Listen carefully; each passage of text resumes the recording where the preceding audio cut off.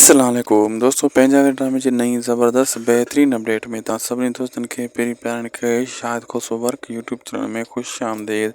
अॼु रिव्यू कंदासीं mega soap serial Punjabi जंहिंजा अचण वारा एपिसोड सनसनीखेज़ थियण वारा आहिनि। दोस्तों हाणे जेको आहे अकबर ख़ान जाबर ख़ान जो बि ढींगो ढेरी कंदो तमामु जल्द। पहिरियों हुनखे इस्तेमालु कंदो, पोइ हुनजो ढींगो ढेरी कंदो अकबर ख़ान। ऐं हेॾां जेको आहे रावल जे पोयां त शेरनि वारा लॻल आहिनि, लेकिन उहो कोन को हाणे अहिड़ो क़दम खणंदा जंहिंमें उन्हनि खे नुक़सानु पुॼंदो। अहिड़े हिसाब सां अचण वारे एपिसोडनि में रावल जे पोयां जेका शेरनि वारा लॻल आहिनि, रावल खे फ़िलहालु पंहिंजी शादी जो लॻल आहे ऐं होॾां दिलावर खे बि पंहिंजी शादी जो लॻल आहे। उनखे का सम्झ ॻाल्हि नथी अचे। पोइ हिनखे ख़बर पवंदी जॾहिं हिनखे ॾियारी वारो पादर लॻंदा। पोइ सोचींदा असां त यार असली मक़सदु खां ई हटी वियासीं, तॾहिं त नुक़सानु खाधो आहे।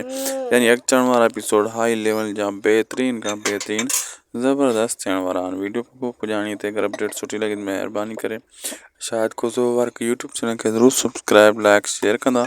तव्हां सां मिलंदासीं कंहिं ॿिए वीडियो में। मौला तव्हांखे ख़ुशि रखे।